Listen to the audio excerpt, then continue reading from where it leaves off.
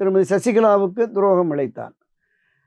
அரசியலில் பல்வேறு நிலைப்பாடுகளில் அவருக்கு உதவிகரமாக அரசியல் ரீதியாகவும், ஆட்சி ரீதியாகவும், கட்சிகர ரீதியாகவும் உதவிகரமாக இருந்த டிடிவி தினகரனை துணை பொதுச் செயலாளரிலிருந்து அவரையும் தூக்கி வெளியில போட்டாங்க. அடுத்தடுத்த நிலையில இந்த இரட்டை தலைமை என்பதை மாற்றி ஒற்றை தலைமை வந்தோடனே திரு ஓபிஎஸ் அவர்களையும் கட்சியிலிருந்து வெளியேற்றிட்டார்.